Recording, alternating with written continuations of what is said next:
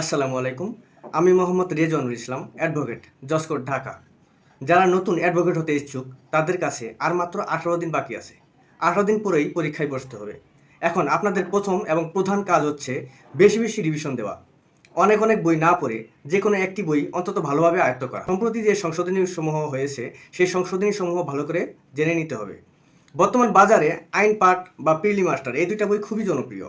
যে কোনো বই খুব ভালোভাবে পড়ুন এবং বারবার রিভিশন দিন।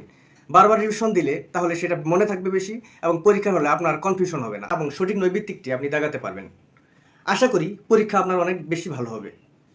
যারা যারা পরীক্ষায় বসবেন তাদের জন্য প্রথম এবং প্রধান কাজ হবে বেশি বেশি রিভিশন দেওয়া।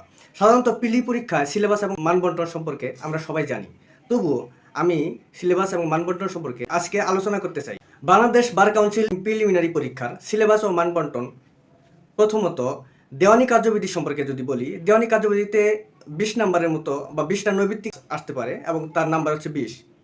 ফৌজদারি কার্যবিধিতে 20 নাম্বার, দণ্ডবিধি 20 নাম্বার, সাক্ষ্য আইন 15 নাম্বার, সুনির্দিষ্ট প্রতিকার আইন 1877 এটা 10 নাম্বার, তামাদি আইন 10 number, Bangladesh bar council order ও রুলস এটা 5 নাম্বার আসে সাধারণত। প্রিলিমিনারি পরীক্ষা 12 জুন অনুষ্ঠিত হবে, তাই সময় খুবই কম। আর তাছাড়া আমাদের প্রত্যেকটি ভুল উত্তরের জন্য 0.25 নাম্বার কাটা যাবে, তাই সাবধানে নৈবিত্তিক দাগাতে হবে।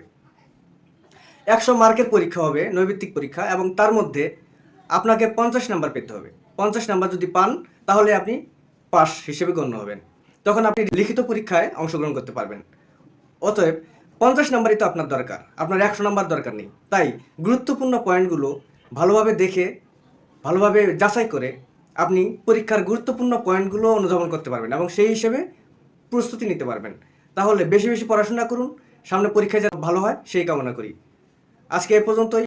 আগামীতে বার কাউন্সিল পরীক্ষা সম্পর্কিত অনেক ধরনের নির্দেশনা নিয়ে হাজির হব। আল্লাহ হাফিজ।